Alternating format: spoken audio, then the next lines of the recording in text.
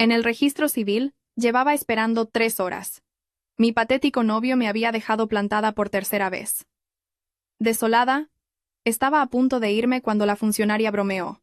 Ese chico guapo de allí también lleva esperando mediodía. Ustedes dos harían una buena pareja. Nos miramos durante 10 segundos. Al unísono dijimos que sí, y 10 minutos después tenía marido.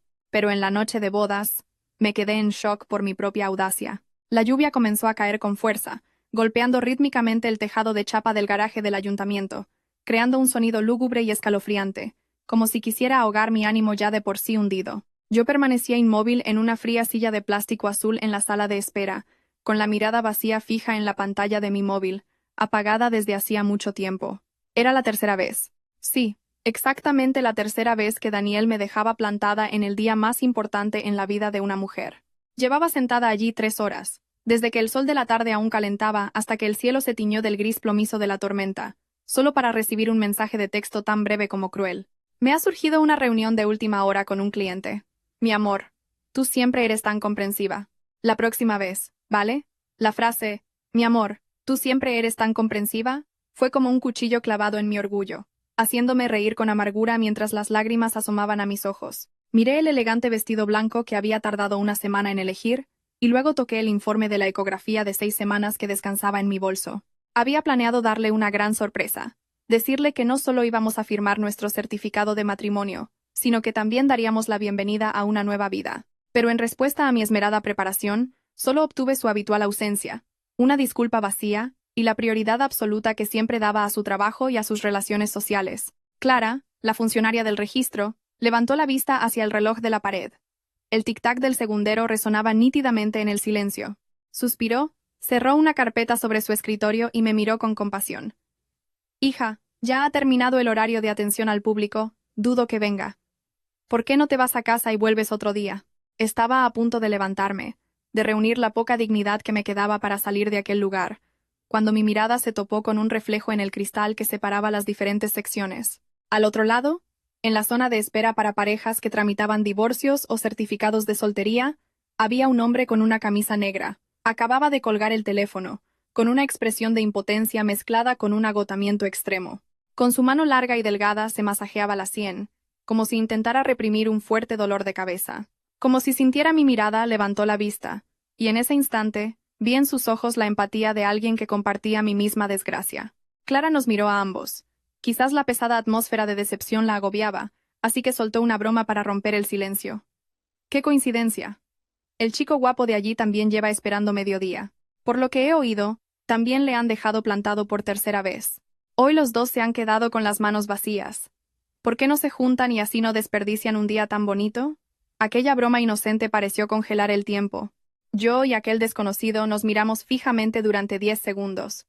En sus ojos no vi burla, solo una profunda desolación, indignación y un toque de la temeridad de quien ha sido empujado al límite. De repente, se levantó y caminó rápidamente hacia mí, trayendo consigo el aire frío de la lluvia de fuera y un ligero olor a tabaco. Me miró directamente a los ojos. Su voz era grave y ronca, pero cada palabra fue clara. Me llamo Alejandro. Tengo 29 años, empresa propia, sin vicios ni deudas. Mis padres viven, y tengo una hermana menor. Si usted también se lo está tomando en serio y necesita un matrimonio ahora mismo, casémonos. Me quedé atónita. El corazón me latía en el pecho como si quisiera salirse. No por la emoción, sino por la locura de aquella propuesta. Pero entonces, la imagen de Daniel divirtiéndose en fiestas, sus promesas vacías, y el feto que crecía dentro de mí cada día, despertaron a un demonio rebelde en mi interior. ¿Por qué tenía que esperar a alguien que no me valoraba? ¿Por qué tenía que irme humillada y bajo las miradas compasivas de los demás? Apreté el asa de mi bolso, levanté la cabeza y miré a Alejandro, y en un momento de locura asentí. De acuerdo. Me llamo Lucía. También tengo 29 años. Tengo todos los papeles aquí. Clara se quedó con la boca abierta, sus ojos desorbitados detrás de sus gruesas gafas. No sabía cómo reaccionar ante una situación tan insólita. Pero como los certificados de soltería y los expedientes de ambos estaban listos, completos y en regla, el trámite fue increíblemente rápido. Solo 10 minutos después, con el sonido firme del sello estampándose en el papel, Alejandro y yo nos convertimos oficialmente en marido y mujer. Sosteniendo el certificado de matrimonio, que aún olía a tinta fresca, Miré al hombre que acababa de convertirse en mi esposo. Una sensación de extrañeza e irrealidad se apoderó de mí. Alejandro guardó el documento en el bolsillo interior de su chaqueta y se giró para mirarme. Sus ojos carecían de calidez, solo reflejaban la fría y dura realidad. Vámonos, ya es tarde para arrepentirse. Estaba acurrucada en el sofá gris del apartamento de Alejandro, sintiendo un frío que me calaba hasta los huesos. Aunque fuera había dejado de llover hacía tiempo, su apartamento, en la planta 12 de un edificio de clase media, era tan limpio que resultaba impersonal, más parecido a un piso piloto de una inmobiliaria que a un hogar. No había fotos familiares, ni objetos decorativos, solo tonos fríos de blanco y negro, y un silencio que lo envolvía todo. Esta era mi noche de bodas. Sin velas, sin flores, sin promesas de amor eterno, solo el zumbido del aire acondicionado, y la incomodidad de dos extraños unidos por un frágil trozo de papel. Alejandro dejó un vaso de agua tibia en la mesa frente a mí. El vapor se elevaba en una neblina tenue. Se sentó en la silla de enfrente, manteniendo una distancia segura y cortés. Me miró. Sus ojos profundos parecían escrutarme, y luego rompió el agobiante silencio. Creo que tenemos que hablar claro. El dormitorio principal tiene sábanas limpias. Puedes usarlo. Yo dormiré en el sofá del salón. Su respeto, aunque distante, me hizo sentir aliviada y a la vez un poco triste. Bebí un sorbo de agua para calmarme. Alejandro suspiró, recostándose en la silla. Su voz se tornó más grave, cargada de un cansancio que no podía ocultar. Mi madre tiene cáncer de pulmón en fase terminal. Los médicos dicen que no le queda mucho tiempo, quizás solo unos meses. Me quedé helada. La mano que sostenía el vaso tembló ligeramente. Levanté la vista hacia él, esperando que continuara. Alejandro sonrió con amargura, una sonrisa torcida y llena de dolor. Su único deseo es verme sentado la cabeza antes de cerrar los ojos para siempre. Mi exnovia me dejó por su jefe justo cuando se enteró de la enfermedad de mi madre. No quería cargar con una familia que tenía un enfermo de cáncer. Cada una de sus palabras era como una pesada piedra arrojada a un lago tranquilo, agitando mi mente. Resulta que detrás de su apariencia fría y su decisión precipitada de casarse había una tragedia familiar y un amor filial desgarrador. Miré al desconocido que tenía delante, sintiendo una mezcla de compasión y miedo, porque me di cuenta de que acababa de meterme en otro atolladero. Un matrimonio sin amor, con la carga de una familia política enferma. Y lo que era peor, lo estaba engañando. Mi audacia en el ayuntamiento esa tarde se revelaba ahora como una carga real, un peso sobre mis hombros que me dificultaba respirar. No podía seguir engañando a un hombre decente que estaba en una situación límite. Mi conciencia no me lo permitía.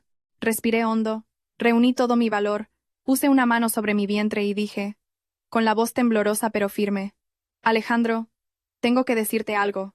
Yo estoy embarazada. Es de mi exnovio. El silencio se hizo absoluto. Agaché la cabeza, sin atreverme a mirarlo a los ojos, esperando un arrebato de ira, insultos, o que me echara de casa inmediatamente. Pero no hubo gritos. Solo el sonido rítmico de sus dedos tamborileando sobre la mesa de madera, creando un sonido seco y hueco. Un buen rato después, Alejandro habló. Su voz no era tan airada como había imaginado, solo contenía una amargura infinita. La mía. Probablemente a estas horas también esté embarazada del suyo. Realmente somos dos tontos a los que han desechado como si fuéramos productos caducados. Levanté la vista de un salto, y vi en sus ojos resignación y una profunda tristeza, sin el menor rastro de desprecio hacia mí. Me miró directamente y me propuso un acuerdo que no podía creer. Tú necesitas un nombre para ese niño. Yo necesito una esposa para que mi madre pueda morir en paz. Mantengamos esta relación. No te pondré las cosas difíciles, ni dejaré que nadie os haga daño a ti y a tu hijo. A cambio me ayudarás a interpretar el papel de nuera perfecta delante de mi madre. Aquella propuesta fue como un salvavidas lanzado a alguien que se está ahogando, pero también era una sentencia que me condenaba a una farsa sin fecha de fin. Esa noche, acurrucada bajo una manta extraña, las lágrimas corrían silenciosamente por mis mejillas, empapando la almohada. Toqué mi vientre a un plano, sintiendo la presencia de esa pequeña vida que crecía día a día. Me pregunté cómo me enfrentaría a mi madre, a Daniel y al mundo entero al amanecer, con mi nueva identidad como la esposa de Alejandro. Desde el salón, me llegó el sonido de Alejandro revolviéndose en el estrecho sofá, recordándome que mi vida había tomado un rumbo completamente diferente, lleno de espinas y tormentas. La débil luz del amanecer se filtró a través de las finas cortinas, despertándome de una noche de sueño intermitente y pesadillas. Abrí los ojos y tardé unos segundos en darme cuenta de que estaba en una habitación desconocida, en una cama que no era la mía. La puerta del dormitorio estaba entreabierta, y desde fuera llegaba el suave tintineo de platos y cubiertos. El delicioso aroma a pan tostado se coló en mi nariz, devolviéndome a la realidad.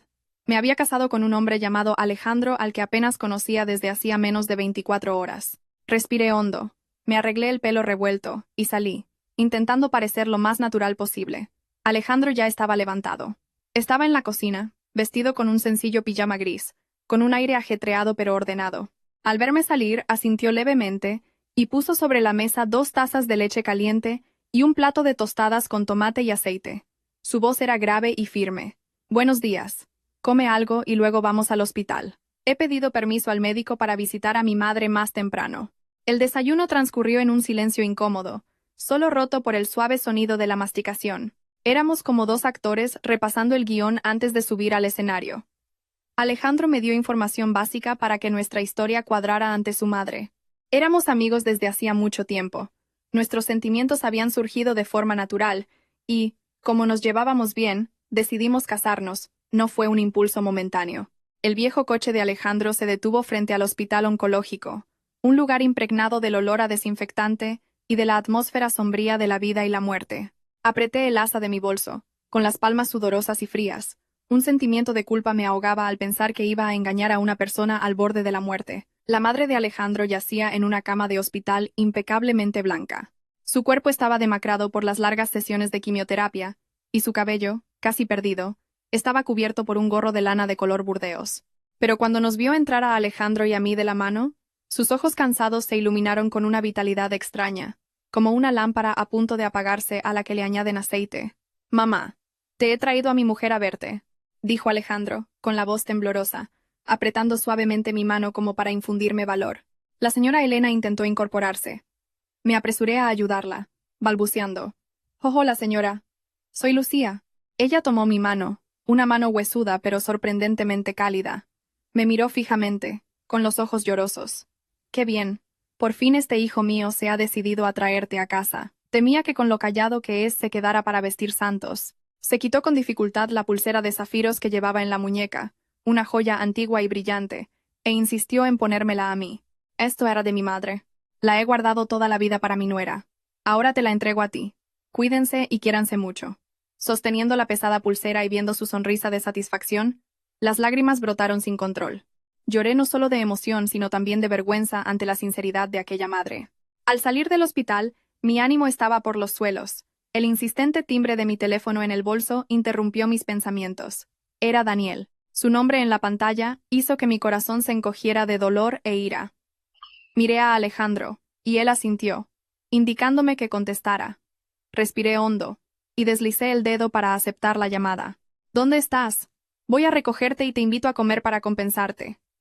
Ayer estaba tan borracho que me quedé dormido. La voz de Daniel seguía siendo burlona y despreocupada, como si dejar plantada a su prometida en el registro civil fuera algo tan trivial como olvidarse de comprar el pan. La ira acumulada estalló. Respondí con frialdad. «No hace falta. Estoy ocupada disfrutando de mi luna de miel». Hubo un segundo de silencio al otro lado, y luego una carcajada. «Cariño», otra vez enfadada. «¿Qué luna de miel? No bromees más». No dije nada más. Saqué una foto del certificado de matrimonio rojo y se la envié por mensaje. Luego colgué. Menos de un minuto después, mi teléfono vibró con un mensaje lleno de rencor. «¿Te atreves a ponerme los cuernos? Estás embarazada de un hijo mío. ¿Crees que puedes escapar? Nos vemos ahora mismo. Si no, iré a tu empresa y montaré un escándalo». Alejandro echó un vistazo a la pantalla del teléfono. No preguntó mucho. Solo arrancó el coche, su voz fría pero imponente. «Sube. Te llevaré a la cita. Ahora eres mi esposa legalmente, y no dejaré que nadie te intimide, aunque sea el padre de tu hijo». La cafetería estaba en una esquina discreta, debajo del edificio de mi oficina. A esa hora estaba casi vacía. Daniel ya estaba esperando. Su aspecto era bastante lamentable. Camisa arrugada, ojos inyectados en sangre. Al vernos entrar juntos a Alejandro y a mí, su mirada brilló de sorpresa, pero rápidamente se tornó en desdén. Se reclinó en la silla, con aire de superioridad. «Siéntate», dijo, sin dignarse a mirar a Alejandro. «¿Este es el marido de pega que te has buscado en la calle? No tiene mala pinta, pero seguro que tiene los bolsillos vacíos». Alejandro no se inmutó. Me acercó una silla y se sentó tranquilamente a mi lado, pidiendo un vaso de agua. Su calma contrastaba con la grosería de Daniel. Miré fijamente al hombre al que había amado durante 3 años y le pregunté con frialdad. ¿Para qué me has llamado? Si es para decir tonterías, no tengo tiempo. Daniel sonrió con desdén, inclinándose hacia adelante. Lucía, no seas infantil. Sé que estás enfadada por lo de ayer, pero tengo mis razones. Me van a ascender a subdirector, pero la condición es que me case con la hija del director general. Me quedé helada. Resulta que la razón por la que me abandonó no era porque estuviera ocupado, sino porque estaba ocupado escalando en su carrera. Continuó hablando como si me estuviera haciendo un favor. Casarme con ella es solo una formalidad. Sabes que te quiero a ti. Aborta. Sé mi amante secreta y te mantendré. Te compraré una casa, un coche. No te faltará de nada. Cada palabra era como una aguja envenenada. Ser su amante. Abortar a mi hijo. ¿Qué se creía que era yo? ¿Qué era la vida de mi hijo? La ira me hizo temblar. No pude contenerme más. Cogí el vaso de agua que tenía delante y se lo arrojé a la cara. Miserable. ¡Cállate la boca! Grité, sin importarme las miradas curiosas. Daniel, empapado, se levantó de un salto, furioso. Levantó la mano para abofetearme. ¡Zorra loca, te atreves! Pero antes de que su mano me alcanzara, otra mano, fuerte como el acero, la detuvo en el aire. Alejandro se había levantado. Sin violencia, apretó la muñeca de Daniel y lo empujó de nuevo a la silla. Su voz era baja pero amenazante. Esto es España. Pegar a una mujer es un delito. Pegar a mi mujer, todavía más. Daniel se sobó la muñeca dolorida, fulminando a Alejandro con la mirada. ¿Tú quién coño eres? ¿Sabes quién soy yo? Con un chasquido de dedos, desapareces de esta ciudad. Alejandro se ajustó el cuello de la camisa, mirando a Daniel con la lástima que se reserva a un fracasado moral. No necesito saber quién eres, pero sé que estás acosando a mi esposa. Las cámaras de este local están grabando y yo acabo de grabar toda vuestra interesante conversación sobre tus planes de boda con la hija de tu jefe. ¿Quieres que le envíe el archivo a tu director general para que lo escuche? El rostro de Daniel pasó del rojo al blanco pálido. Balbuceó sin saber qué decir. Su arrogancia se había desvanecido, reemplazada por el miedo de quien ha sido descubierto. Vámonos, dijo Alejandro, volviéndose hacia mí con voz suave. Tomó mi mano temblorosa y me sacó de la cafetería, dejando a Daniel solo, expuesto a las miradas de todos. Al salir al aire libre, sentí que volvía a vivir.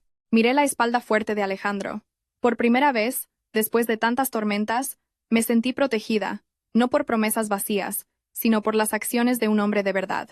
Tras el tormentoso encuentro con Daniel, intenté recomponerme para volver a la empresa. El proyecto de colaboración con el Grupo Solari era el fruto de mi trabajo de 3 meses, y también mi oportunidad para demostrar mi valía y ascender a directora creativa. Al entrar en la oficina, noté un ambiente extraño. Los murmullos cesaron a mi paso. Las miradas de mis compañeros ya no eran de admiración, sino de recelo, sospecha y un poco de regocijo disimulado. Mónica, mi rival directa por el puesto, se acercó a mi mesa con su habitual sonrisa empalagosa. Lucía, he oído que te has casado deprisa y corriendo. Debes estar agotada. Tómate esto para reponer fuerzas. La reunión de esta tarde es importante. No dejes que tus asuntos personales te afecten. Le di las gracias y aparté el cartón de leche, con una vaga sensación de inquietud. Mónica nunca era amable sin motivo. Su sonrisa siempre ocultaba cuchillos afilados. La reunión comenzó a las 2 de la tarde, con la presencia del director general y los representantes del Grupo Solari. Subí al estrado con confianza y abrí la presentación que había preparado, pero en cuanto apareció la primera diapositiva, un murmullo recorrió la sala. El director general frunció el ceño y golpeó la mesa. Señorita Lucía, ¿cómo explica esto? Lanzó sobre la mesa otro dossier. Era la propuesta de la agencia de publicidad Estrella Creativa, nuestro mayor competidor, y lo más espeluznante era que su contenido era idéntico al mío, desde la idea principal y el eslogan hasta el último análisis de mercado. ¿Cómo? ¿Cómo es posible? Balbucé, con un sudor frío recorriéndome la espalda. Miré a mi alrededor buscando ayuda, pero solo encontré miradas frías. Fue entonces cuando Mónica habló, con un falso tono de pesar. Señor director, he oído que Lucía está pasando por dificultades económicas y que se acaba de casar precipitadamente. Quizás. Bueno, no me atrevo a especular. Pero Estrella Creativa ya anunció esta idea esta mañana. La acusación de vender la empresa pendía sobre mi cabeza como una sentencia de muerte para mi carrera.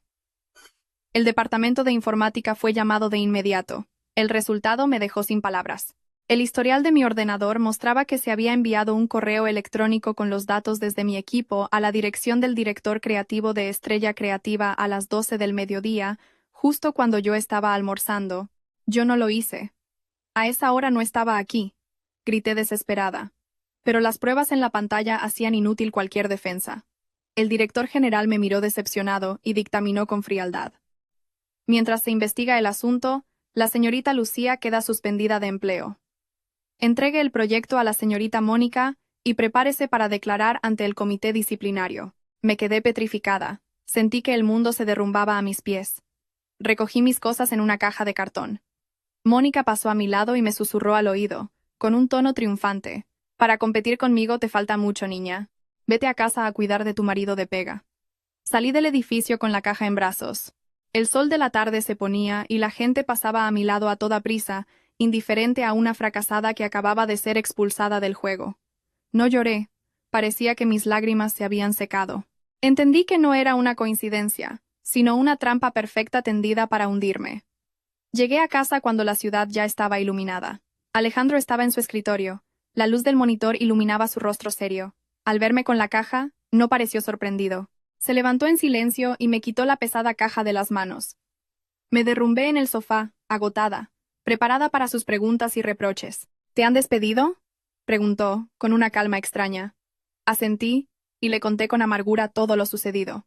Cuando terminé, agaché la cabeza, esperando su juicio. Alejandro guardó silencio un momento, luego fue a la cocina y me trajo un vaso de agua tibia. Se sentó frente a mí y me miró a los ojos, haciendo una sola pregunta. ¿Lo hiciste tú? Levanté la vista y negué con la cabeza con firmeza. No. Te juro que no lo hice. Puedo ser pobre, pero nunca vendería mi ética profesional. Alejandro asintió. Su rostro se relajó, mostrando una confianza absoluta. Eso es suficiente. Te creo. Solo esas 3 palabras. Pero fueron más poderosas que 1000 consuelos vacíos. Sentí un nudo en la garganta y las lágrimas que había contenido toda la tarde por fin brotaron.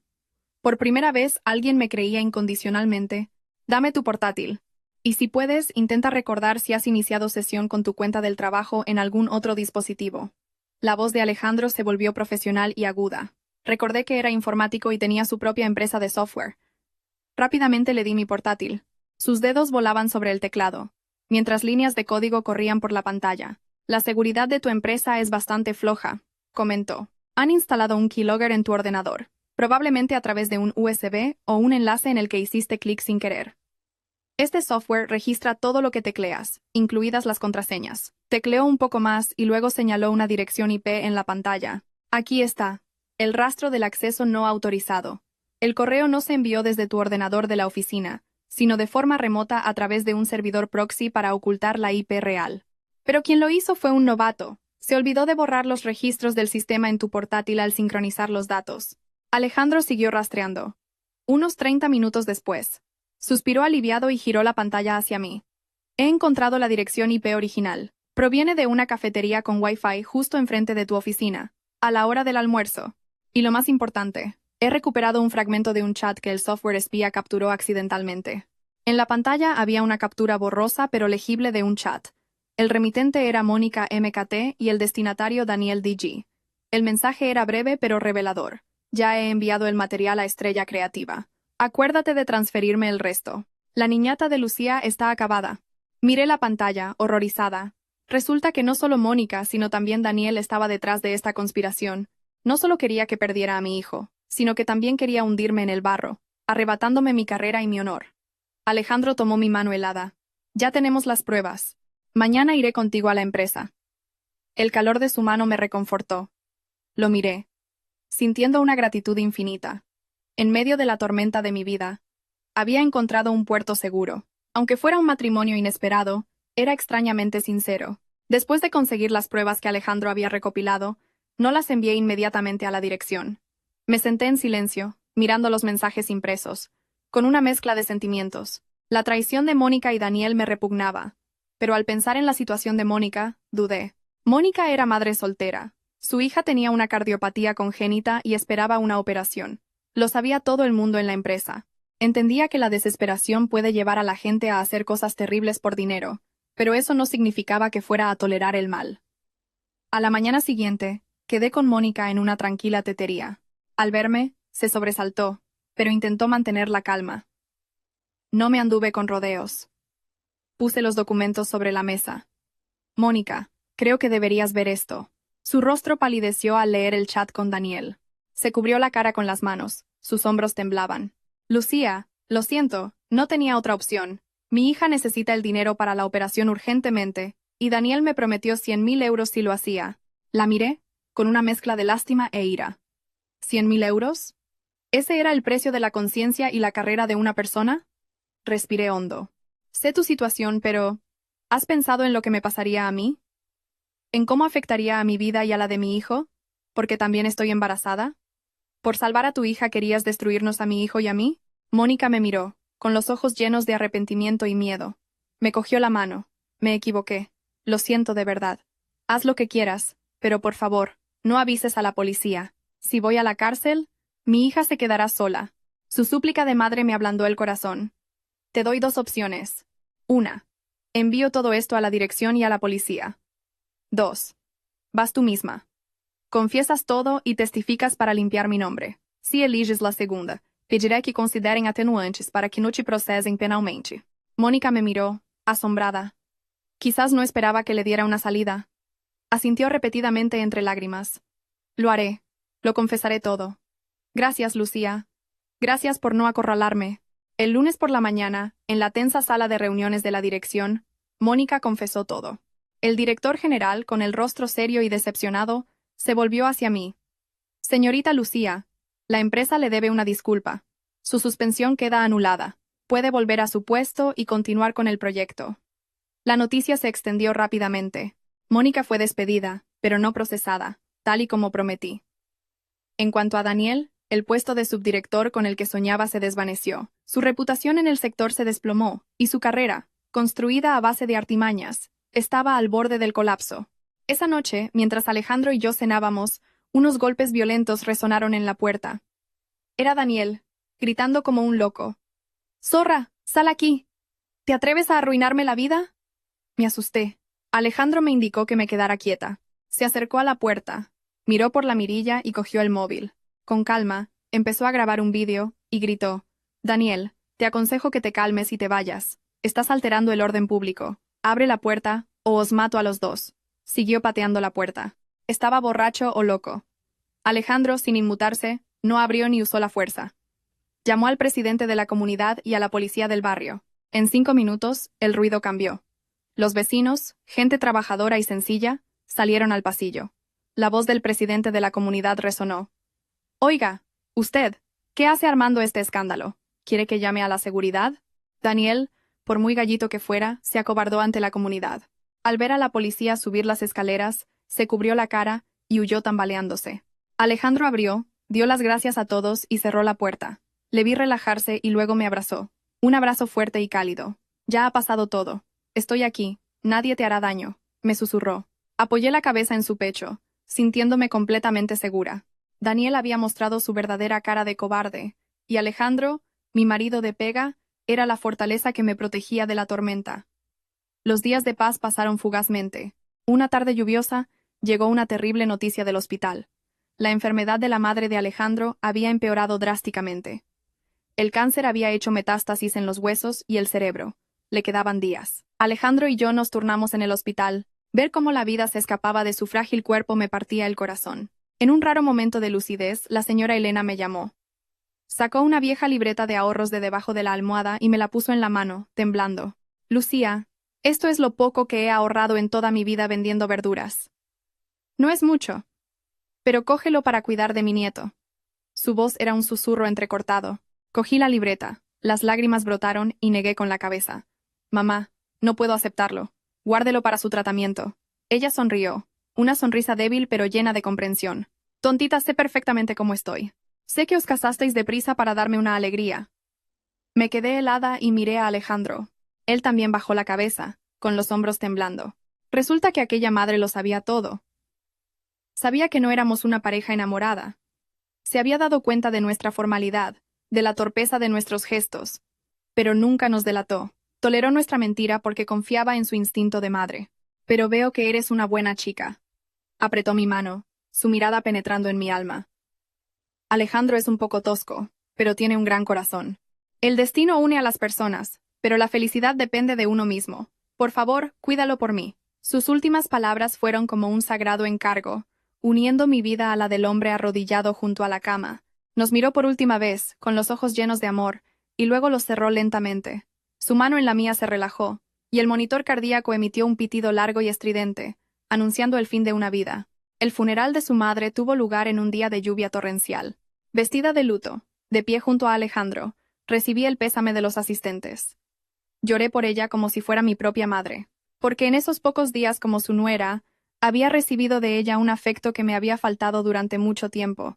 Alejandro estaba allí, con los ojos enrojecidos pero sin derramar una lágrima, manteniéndose fuerte para organizar todo. Ver su figura solitaria y resiliente entre el humo del incienso me llenó de una inmensa compasión. A partir de ese momento, lo nuestro ya no era un frío contrato matrimonial, sino un vínculo de afecto y apoyo mutuo. Apenas 3 días después del funeral, cuando el dolor aún era reciente, la verdadera tormenta se desató sobre nosotros. Esa mañana temprano, mientras Alejandro encendía incienso en el altar de su madre, llamaron a la puerta insistentemente. Abrí, y me encontré con 2 policías y un hombre de paisano. Sus rostros eran serios y fríos. ¿Está en casa el señor Alejandro Ruiz? Tenemos una orden de arresto y detención preventiva por estafa y evasión de impuestos. El policía me mostró un papel con un sello rojo. Sentí que el mundo se tambaleaba. Alejandro salió, sorprendido pero recuperando la calma rápidamente. No se resistió. Solo se volvió hacia mí, con una mirada de remordimiento y preocupación.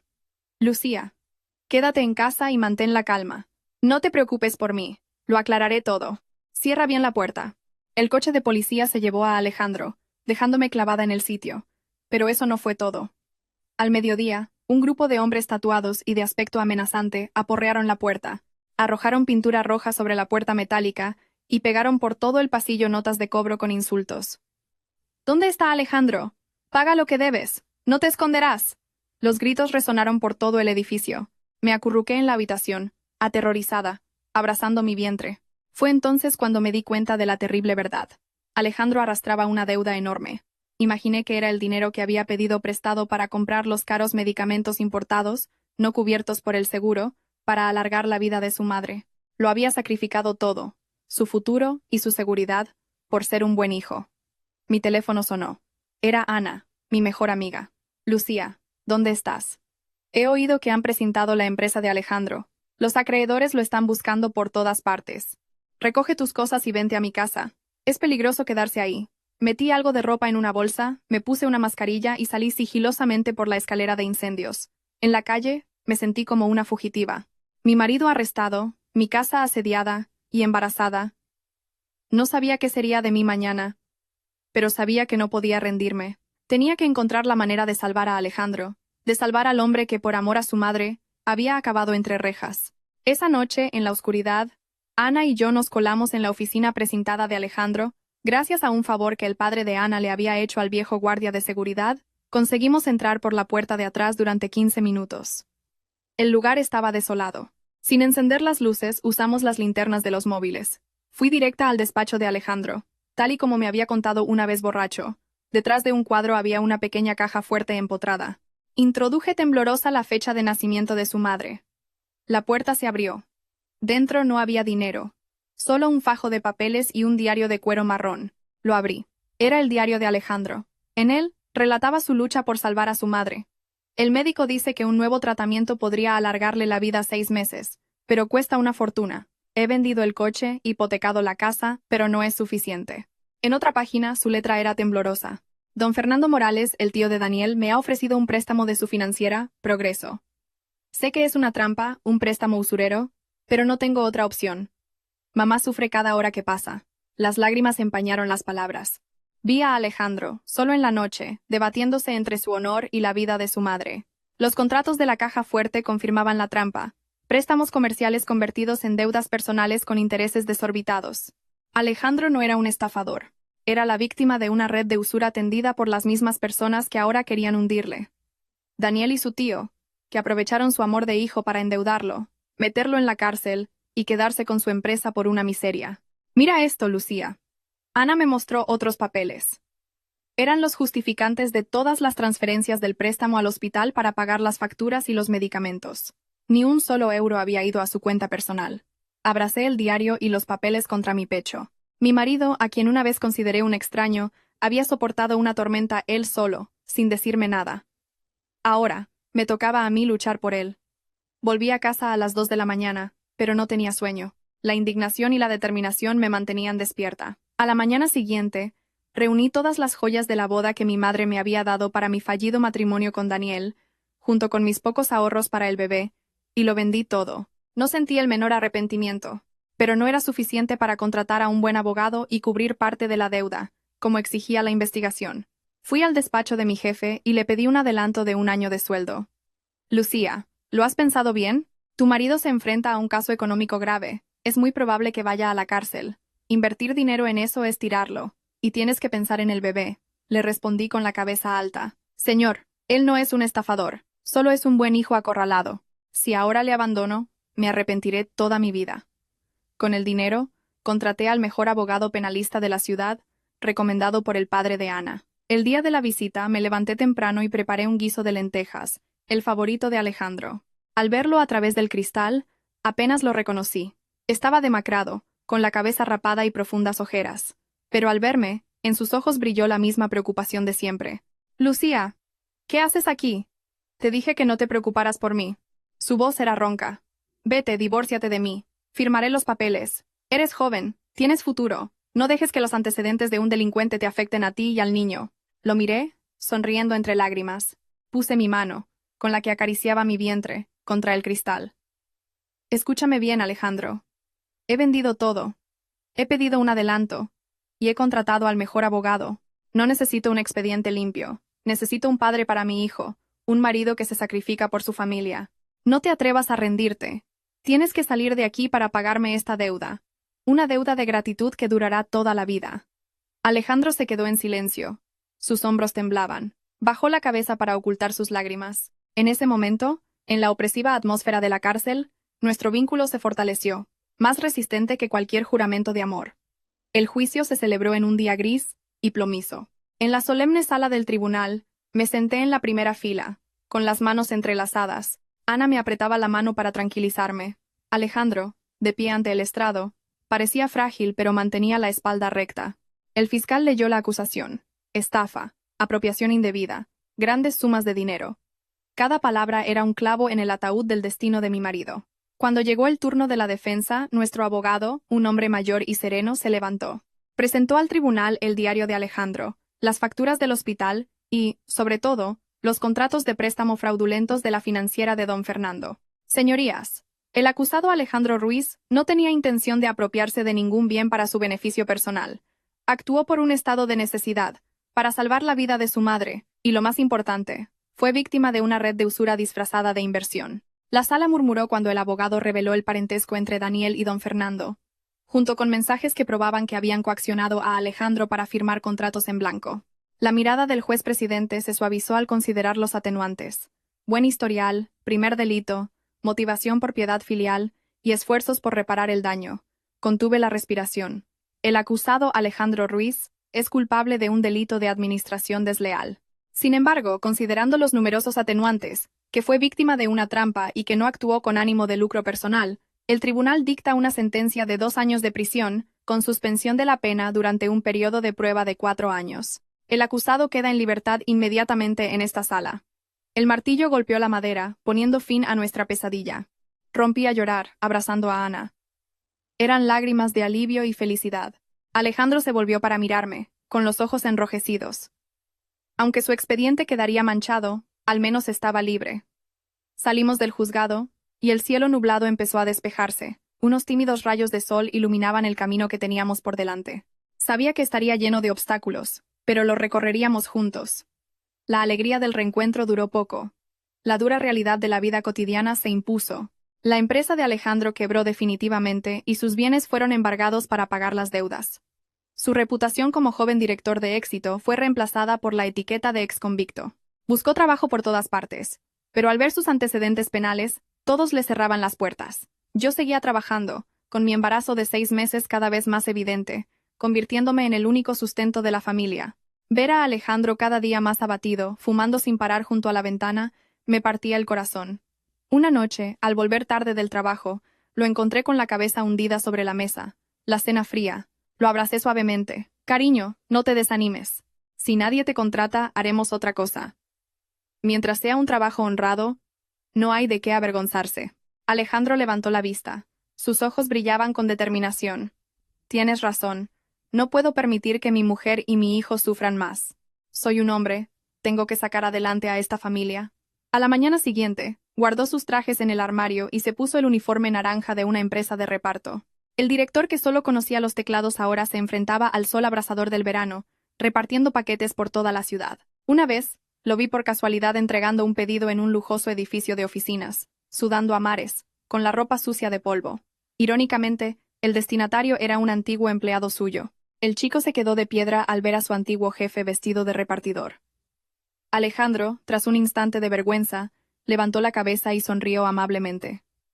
Aquí tienes tu paquete. No te olvides de darme 5 estrellas. El empleado, conmovido, lo recibió con respeto. Alejandro se fue. Su figura se perdió entre la multitud, pequeña pero fuerte. Esa noche, me entregó el dinero que había ganado, un puñado de billetes arrugados.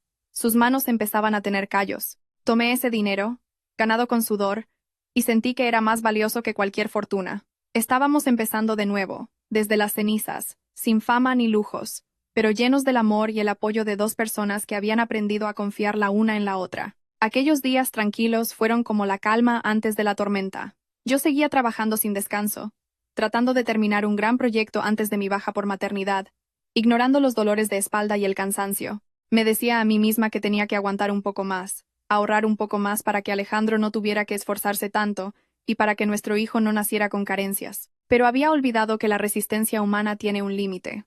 Esa tarde, en la oficina, mientras me estiraba para coger unos documentos de un estante alto, un dolor agudo y desgarrador me atravesó el vientre. Dejé caer los papeles y me doblé de dolor. No era un dolor normal. Me sudaban las manos. La vista se me nublaba. Lucía, ¿estás bien? Sangre. Dios mío, está sangrando. El grito de una becaria alarmó a toda la oficina. Miré hacia abajo y vi un charco rojo extendiéndose por el suelo blanco. Empecé a perder el conocimiento, pero mi instinto maternal me hizo entrar en pánico. Balbuceé. Salven. Salven a mi hijo. Llamen a mi marido. Mis compañeros llamaron a una ambulancia. El sonido de la sirena rasgó la tarde. Me llevaron a urgencias medio consciente. Oí a los médicos hablar de desprendimiento de placenta, hemorragia masiva, sufrimiento fetal, cesárea de urgencia para salvar a la madre. La puerta de urgencia se abrió, y por un instante, vi a Alejandro corriendo hacia mí. Llevaba su uniforme de repartidor, su rostro, curtido por el sol, estaba pálido como la cera. Empujó a un guardia para llegar hasta mi camilla, con los ojos rojos e inyectados en lágrimas. «Lucía, estoy aquí, no tengas miedo», gritó, con la voz rota por el pánico. Intentó cogerme la mano, pero una enfermera se lo impidió. Se arrodilló frente a la puerta del quirófano, suplicando a los médicos. «Doctor, por favor, sálvelos. Salve a mi mujer y a mi hijo. Si a ella le pasa algo, ¿cómo voy a vivir?». La imagen de aquel hombre fuerte, derrumbado e impotente, fue lo último que vi antes de que la anestesia me sumiera en la oscuridad. En mi inconsciencia, seguía oyendo la voz de Alejandro llamándome, un grito desgarrador. Desperté en un espacio blanco, con un fuerte olor a éter. Me dolía la cabeza y sentía un vacío aterrador en el vientre. Me toqué el abdomen, antes abultado, ahora plano y vendado. La sensación de pérdida fue más rápida que el dolor físico. Giré la cabeza y vi a Alejandro, dormido, con la cabeza apoyada en el borde de la cama, todavía sujetando mi mano. Al sentir mi movimiento, se despertó. Sus ojos estaban hinchados y tenía la barba de varios días. Me miró con una mezcla de dolor infinito y alivio. Moví los labios, con la garganta seca. «El bebé. ¿Dónde está nuestro hijo?». Alejandro no respondió de inmediato. Se inclinó y me besó la frente, un beso tembloroso y salado por las lágrimas. Apretó mi mano. Su voz se quebró. «Escúchame con calma. Los médicos hicieron todo lo posible, pero el bebé era demasiado prematuro. Sus pulmones no estaban desarrollados. Se fue. A las 3 de la madrugada. Mi mente se quedó en blanco. Se fue. El bebé que había llevado durante 7 meses, con quien hablaba cada noche, nuestra única esperanza, ¿ya no estaba? No grité, no me desmayé, me quedé inmóvil. Las lágrimas corrían silenciosamente por mis sienes. El dolor era demasiado grande. Los días siguientes fueron un infierno. Caí en una profunda depresión. Me negaba a hablar, a comer, a beber, rechazaba al mundo, incluido a Alejandro. pero él no se rindió. Ocultó su propio dolor para cuidarme. Sé que sufría tanto como yo, porque había amado a ese bebé como si fuera suyo. Pidió una excedencia en el trabajo para estar conmigo día y noche. Me daba de comer pacientemente, me aseaba, me contaba cosas triviales para mantenerme conectada a la realidad. A veces, por la noche fingía dormir, y lo oía llorar en silencio en el baño. Luego salía, me arropaba, y se quedaba toda la noche sujetando mi mano. Su amor y sacrificio silencioso fueron el ancla que me impidió hundirme en la desesperación. Me di cuenta de que había perdido a mi hijo, pero no podía perderlo a él también. Un mes después, mi salud mejoró, pero mi alma seguía desolada. El psicólogo sugirió un cambio de aires. Un domingo, Alejandro me llevó en su vieja moto a las afueras, a un lugar tranquilo. Nos detuvimos frente a una gran casa con un letrero de madera que decía, Hogar Girasol. Las risas de los niños me encogieron el corazón. Quise huir. Alejandro me cogió de la mano. Confía en mí. Solo un momento. Si no puedes soportarlo, nos vamos. Entré a regañadientes. Los niños, algunos con discapacidades, otros abandonados, tenían los ojos llenos de una alegría inocente. Me senté en un banco, apartada. Mi mirada se cruzó con la de una niña pequeña que estaba sola en un rincón.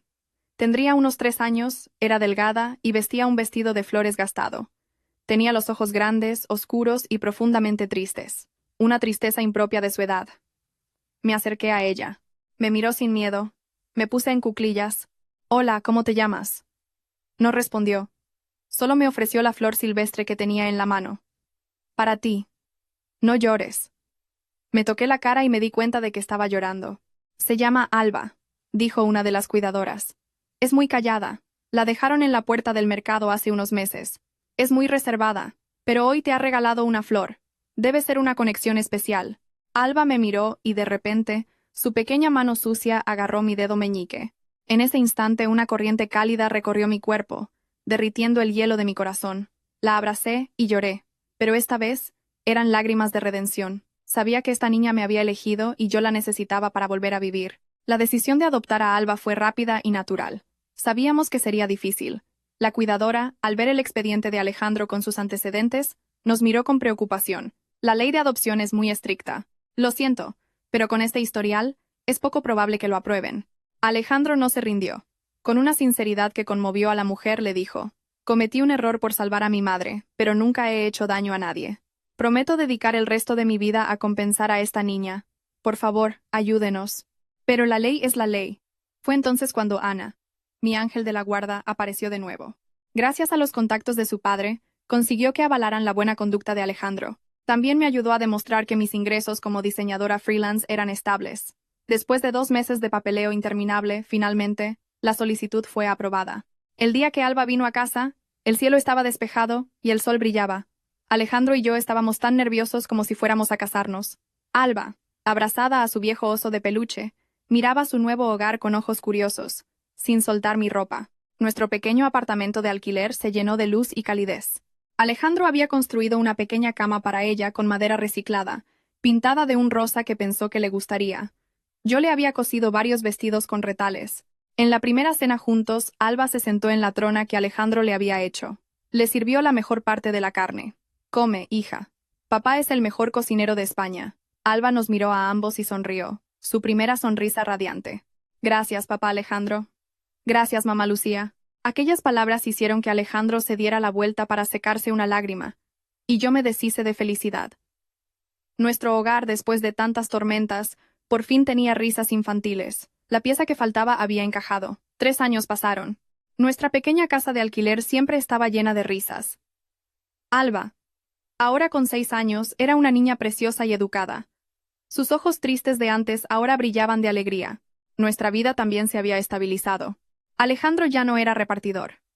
Gracias a su esfuerzo y talento, un antiguo socio lo contrató como jefe técnico en una empresa de software. Su sueldo, aunque no era como el de antes, nos permitía vivir cómodamente, pagar las deudas y ahorrar un poco. Yo dejé mi antiguo trabajo y me dediqué al diseño freelance desde casa, para poder cuidar de Alba. Esa tarde, mientras le hacía trenzas a Alba, ella le enseñó a Alejandro un dibujo. Papá Alejandro, mira, eres tú arreglando cosas, mamá cocinando y yo regando las plantas. Alejandro sonrió con orgullo. Qué bonito, hija. Serás una gran artista. Mejor que mamá Lucía. Miré a mis dos amores, sintiendo una paz inmensa. En estos 3 años nunca tuvimos una gran boda, pero nuestro amor era más profundo que cualquier promesa. Alejandro amaba a Alba como si fuera su propia hija. ¿En qué piensas? Alejandro me abrazó por detrás. Pienso que la vida es justa, cariño. Nos quitó un hijo, pero nos regaló un ángel. Él apretó el abrazo, y a mí me regaló una esposa maravillosa. Sin ti, me habría hundido hace mucho tiempo. Esa noche, escuchando la respiración tranquila de mi marido y mi hija, di gracias al destino. Las tormentas del pasado parecían lejanas, pero no sabía que la calma era solo temporal, que otra ola, mucho más grande y devastadora, estaba a punto de llegar, amenazando con destruir la pequeña felicidad que tanto nos había costado construir. Un fin de semana, Ana me llamó para decirme que vendría a cenar con su nuevo novio. Preparé una cena especial para conocer al hombre que había conquistado a mi exigente amiga. Ana llegó con Carlos, un hombre de unos 30 años, alto, bien vestido y de aspecto intelectual. Fue muy educado y trajo regalos caros para nosotros y para Alba. Sin embargo, desde el primer momento, sentí una extraña inquietud. Aunque sonreía, su mirada hacia Alba era calculadora, no la de alguien a quien le gustan los niños. Durante la cena, no paró de hacer preguntas sobre la adopción de Alba. «¡Qué niña más guapa! Parece de buena familia, no una niña abandonada», comentó, como si nada. Alejandro, con su instinto agudizado por las dificultades, frunció el ceño y cambió de tema. La cena terminó en un ambiente de falsa cordialidad. Al irse, Carlos se giró para mirar a Alba una última vez. Esa mirada me heló la sangre. 3 días después, Ana me llamó llorando en mitad de la noche. «Lucía, me ha engañado. Carlos me ha robado todos mis ahorros y ha desaparecido». Me quedé en shock. Resulta que Carlos era un estafador profesional y, lo que era peor, era primo lejano de Daniel, mi ex. Se había acercado a Ana como parte de un plan para robarle y acercarse a nuestra familia. A la mañana siguiente, recibí un sobre anónimo. Dentro había fotos de Alba en el parque, en el colegio, y una fotocopia de su partida de nacimiento original, con el nombre de su madre biológica, un documento que nunca había visto.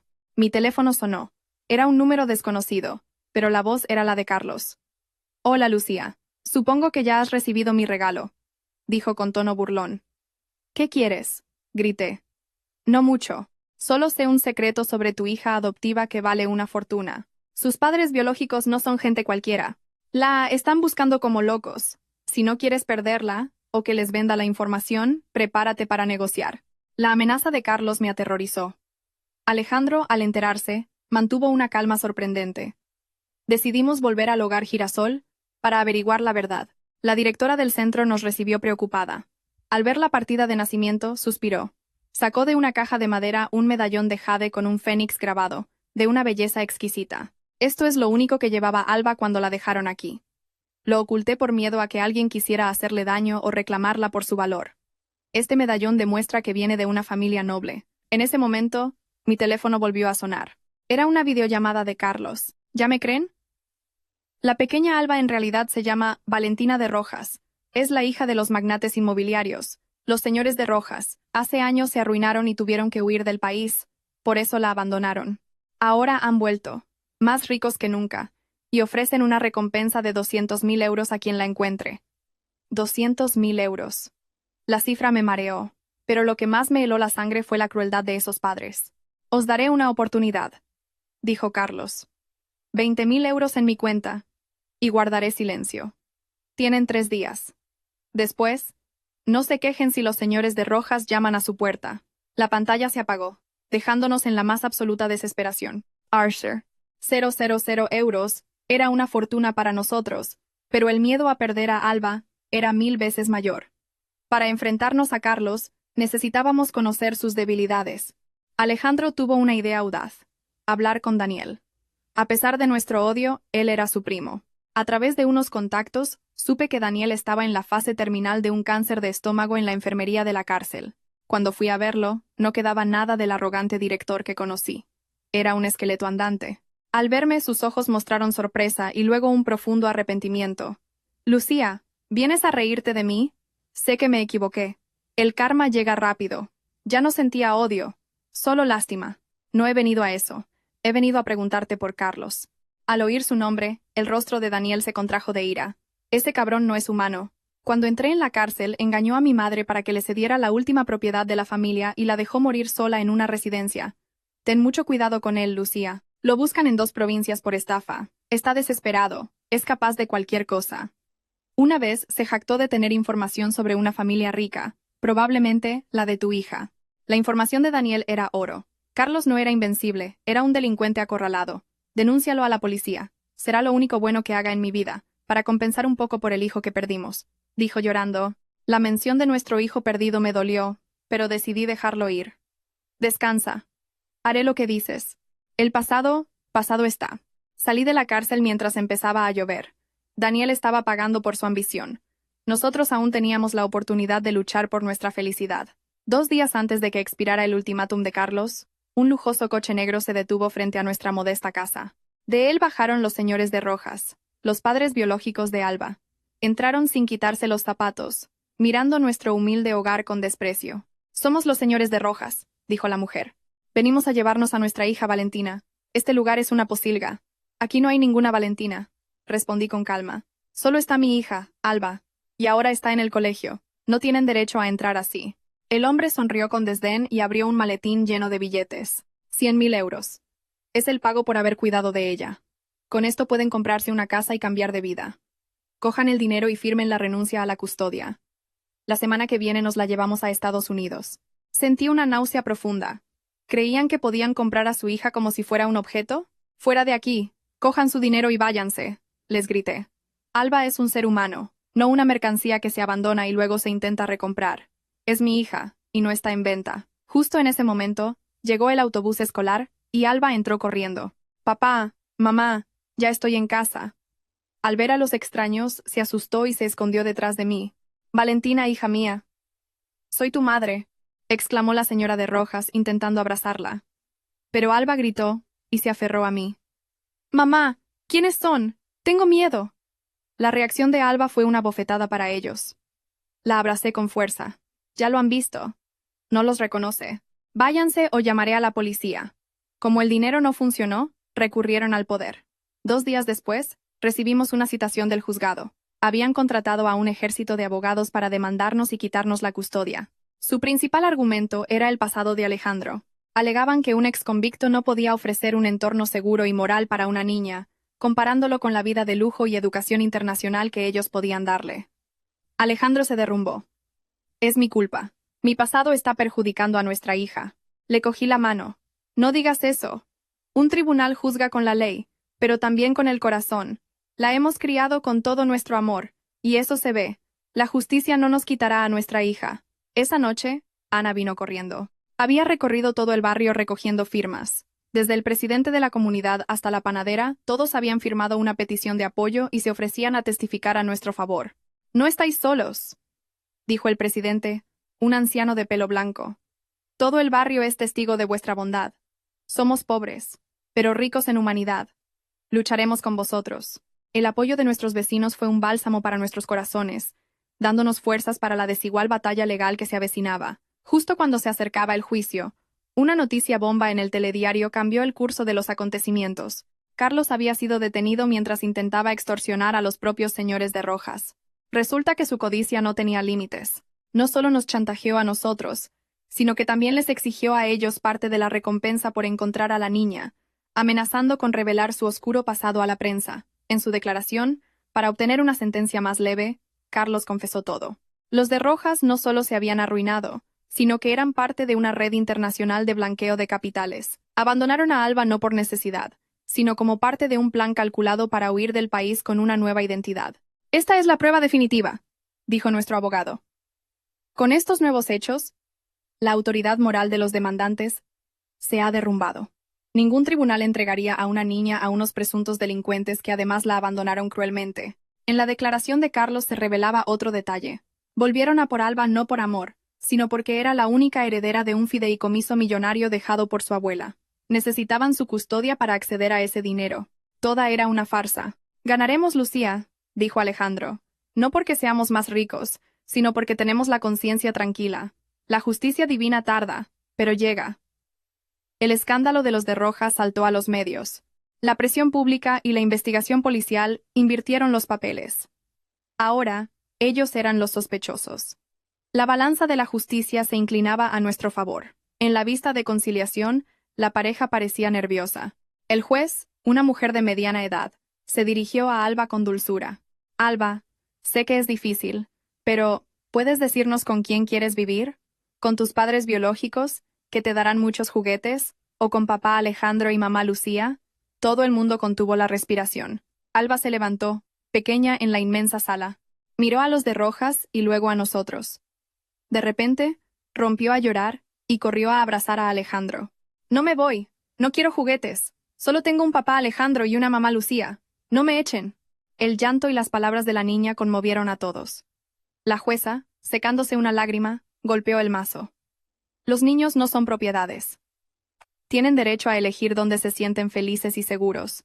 La voluntad de la niña es clara. Además, los demandantes se enfrentan a graves acusaciones. ¿Desean retirar la demanda o prefieren que el tribunal investigue a fondo su idoneidad y el origen de sus finanzas? Los de Rojas, pálidos, susurraron a su abogado y agacharon la cabeza.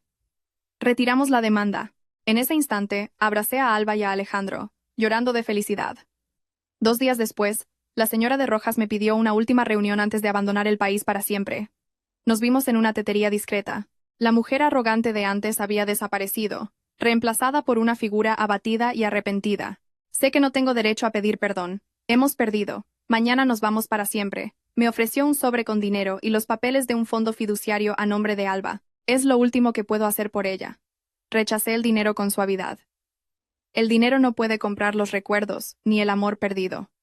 Alba no lo necesita. Somos pobres, pero podemos criarla para que sea una buena persona. Si de verdad quiere redimirse, done ese dinero al orfanato donde la abandonó. Ayude a otros niños. En cuanto a Alba, cuando cumpla 18 años, le contaré la verdad y ella decidirá. La mujer rompió a llorar, se inclinó profundamente ante mí y se fue, su figura solitaria perdiéndose en la llovizna. Sorbí mi té. Amargo al principio, pero con un regusto dulce. Me sentí ligera, liberada de un gran peso. Las tormentas pasaron, y la paz regresó a nuestra pequeña familia. Una tarde, Alejandro se arrodilló frente a mí en nuestro pequeño salón. No tenía un ramo de rosas, sino unas flores silvestres y una pequeña caja de terciopelo. Lucía. Hace 3 años nos unimos por desesperación. Te debo una pedida de mano y una boda de verdad. Gracias por no soltar mi mano en los peores momentos. Gracias por amar a Alba como si fuera tuya. ¿Quieres ser mi esposa esta vez de verdad? Miré al hombre que había compartido conmigo tantas batallas. Vi las arrugas en sus ojos, marcas de una vida dura, y asentí, llorando de felicidad. Me puso un sencillo anillo de oro en el dedo, y nos abrazamos los tres. Una semana después, celebramos nuestra boda en el patio de la comunidad. Fue una fiesta humilde pero llena de calidez y alegría, organizada por nuestros vecinos. El presidente de la comunidad ofició la ceremonia. Ana fue mi dama de honor, y Alba, vestida de princesa, nos abrió el camino con una cesta de flores. Miré a Alejandro, a Alba, a todos nuestros amigos, y sentí el corazón lleno de una felicidad inmensa. Habíamos recorrido un largo camino, pero por fin habíamos llegado a casa. El tiempo pasó, sereno y apacible. 1 año después de la boda, el día del 7º cumpleaños de Alba, mientras preparaba la fiesta, sentí un mareo repentino y me desmayé. Lucía. El grito aterrorizado de Alejandro me devolvió a la pesadilla de hacía 3 años. Me llevó en brazos al hospital, corriendo como un loco. En urgencias, mientras esperaba fuera, pálido y temblando, el médico salió sonriendo. «Felicidades. La madre y el feto están perfectamente». «¿Feto? ¿Mi mujer está embarazada?», balbuceó Alejandro, incrédulo. El médico asintió. «Sí, de 8 semanas». Se desmayó por agotamiento e hipotensión, pero está bien. «Es una buena noticia. ¿Por qué está tan asustado?». Alejandro se deslizó por la pared, llorando como un niño.